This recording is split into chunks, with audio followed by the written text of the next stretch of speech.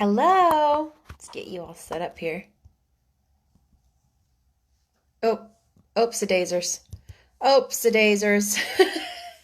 Technology is confusing. I want to, as Sarah would say, beg your pardon from the beginning because I am going to do my best Indian accent that I can. And I don't want my lack of abilities to come across as offensive. Does that make sense? I'm going to do the best that I can. I have listened and practiced, but that definitely doesn't mean that I won't make mistakes. So I will do the best I can to be a good Ramdas.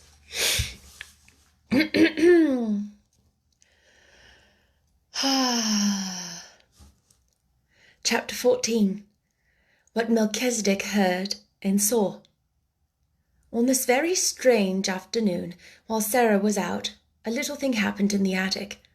Only Melchizedek saw and heard it, and he was so much alarmed and mystified that he scuttled back to his hole and hid there, and really quaked and trembled as he peeped out furtively with great caution to watch what was going on. The attic had been very still all the day after Sarah had left it in the early morning. The stillness had only been broken by the pattering of the rain upon the slates and the skylight.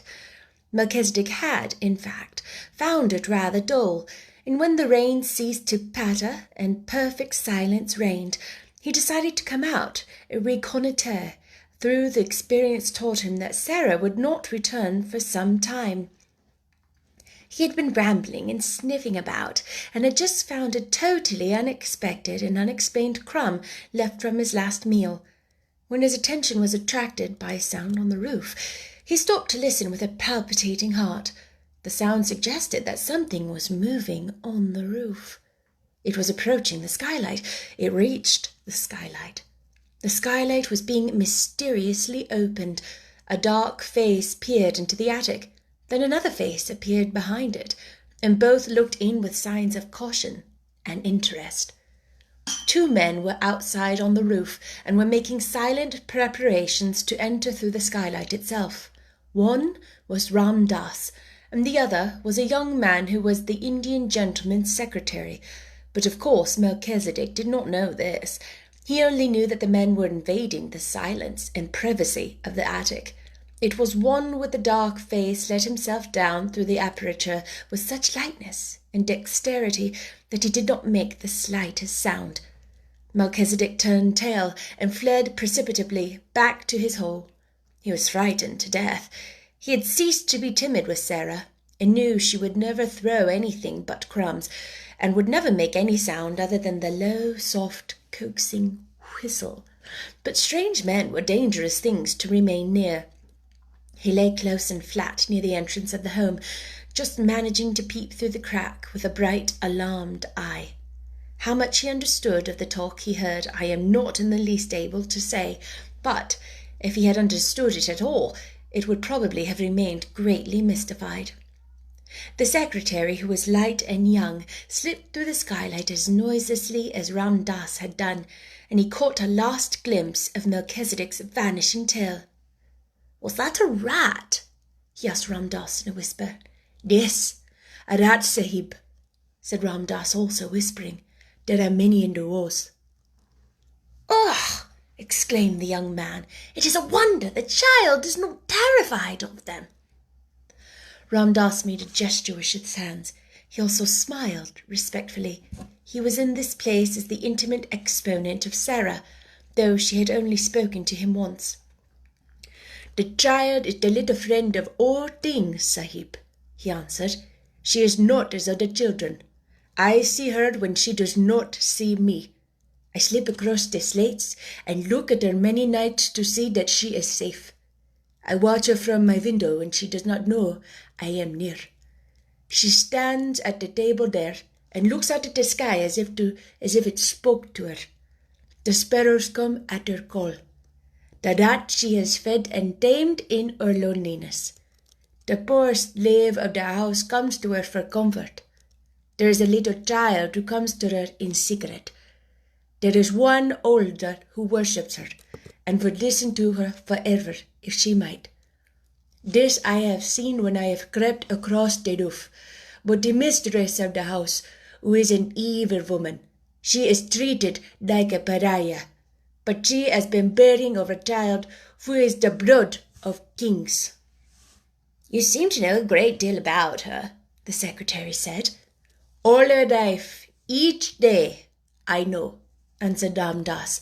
"Her going out, I know, and her coming in, her sadness and her poor joys, her coldness and her hunger. I know when she sits alone until midnight, learning from her books. I know when her secret friends steal to her and she is happier, as children can be, even in the midst of poverty, because they come and she might laugh and talk with them in whispers. If she were ill, I would know, and I would come to her and serve her if it might be done." "You are sure no one comes near this place but herself, and that she will not return and surprise us? She would be frightened if she found us here, and the Sahib Carrisford's plan would be spoiled." Ramdas crossed noiselessly to the door and stood close to it. "None want here but herself, Sahib," he said. "She has gone out with her basket and may be gone for others. If I stand here, I can hear any step before it reaches the last flight of the stairs." The secretary took a pencil and a tablet from his breast pocket. "Keep your eyes open," he said, and he began to walk slowly and softly around the miserable room, making rapid notes on his tablet as he looked at things. First he went to the narrow bed. He pressed his hand upon the mattress and uttered an exclamation. "As hard as a stone," he said. "That will have to be altered some day when she is out. A special journey can be made to bring it across. It cannot be done tonight." He lifted the covering and examined the one thin pillow. Coverlet dingy and worn, blanket thin, sheets patched and ragged, he said. "What a bed for a child to sleep in, and in a house which calls itself respectable. There has not been a fire in that grate for many a day," glancing at that rusty fireplace. "Never since I have seen it," said Ramdas. "The mistress of the house is not one who remembers that another than herself may be called." The secretary was writing quickly on his tablet. He looked up from it as he tore off a leaf and slipped it into his breast pocket. "It is a strange way of doing the thing," he said. "Who planned it?" Ramdas made a modestly apologetic obeisance. "It is true that the first thought was mine, Sahib," he said, "though it was not but a fancy. I am fond of this child. We are both lonely. It is her way to relate her visions to her secret friends. Being sad one night, I lay close to the open skylight and listened. The vision she related told what this miserable room might be if it had comforts in it. She seemed to see as if she talked. She grew cheered and roared as she spoke. Then she came to this fancy. And the next day, the Sahib being ill and wretched, I told him of the place to amuse him. To hear of the child's doing gave him entertainment. He became interested in her and asked questions. At last he began to please himself with the thought of making her visions dear things." "You think it can be done while she sleeps? Suppose she awakened," suggested the secretary, and it was evident that whatsoever the plan referred to was, it had caught and pleased his fancy, as well as the Sahib Carrisford's. "I can move as if my feet were velvet," Ramdas replied, "and the children sleep soundly. Even the unhappy ones. I could have entered this room in the night many times, and without causing her to turn upon her pillow. If other bearer passes to me the things through the window, I can do all, and she will not stir. When she wakens, she will think a magician has been here." He smiled as if his heart warmed under his white robe, and the secretary smiled back at him. "It will be like a story from Arabian Nights," he said. "Only an Oriental could have planned it. It does not belong to London folks." They did not remain very long, to the great relief of Melchizedek, who, as he probably did not comprehend the conversation, felt their movements and whispers, ominous. The young secretary seemed interested in everything. He wrote down things about the floor, the fireplace, the broken footstool, the old table, the walls, which last he touched with his hand again and again, seeming much pleased when he found that a number of old nails had been driven in various places. "You can hang things on them," he said. Ramdas smiled mysteriously. "Yesterday when she was out," he said, "I entered, bringing with me small sharp nails which can be pressed into the wall without blows from the hammer. I placed many in the plaster where I may need them. They are ready." The Indian gentleman's secretary stood still and looked round him as he thrust his tablets back into his pocket. "I think I have made notes enough. We can go now," he said. "The Sahib Carrisford has a warm heart. It is 1,000 pities that he has not found the lost child. If he should find her, his strength will be restored to him," said Ramdas. "His God may yet lead her to him." Then they slipped through the skylight as noiselessly as they had entered it, and after he was quite sure they had gone, Melchizedek was greatly relieved, and in the course of a few minutes felt it safe to emerge from his hole again and scuffle about in the hope that even such alarming human beings as these might have chanced to carry crumbs in their pockets and drop one or two. Hi, Sarah! That's the end of chapter 14. Again, I hope my Indian accent wasn't too bad. That's a really short chapter. It's just kind of setting the stage for the next chapter. And the next chapter, called chapter 15, is called The Magic. Can you see a theme from The Secret Garden? Magic and child playthings are a big theme for this author.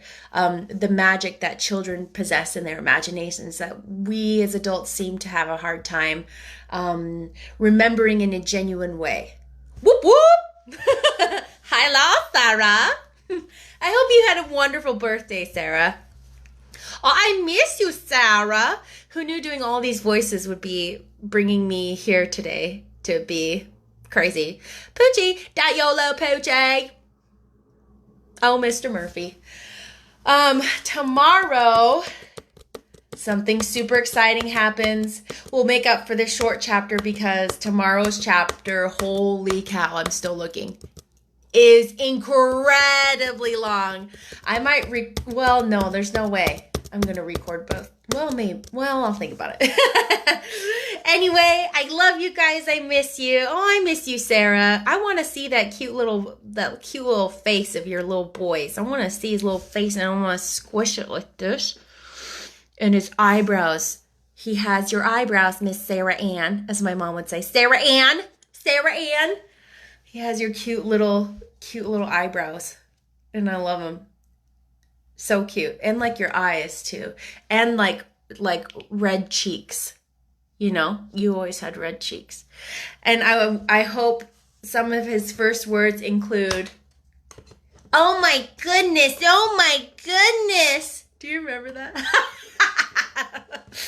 And then Sarah, there's that one time where when we were in band and I totally took a hit for you. Just kidding, I won't tell that story.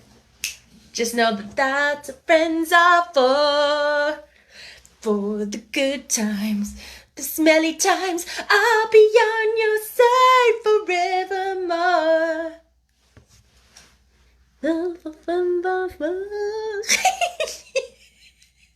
Stop. You're like, okay, I'm never doing this again because then she's just going to go on and on and on and on and on. I miss you. Bye, Sarah. And everyone else. Bye.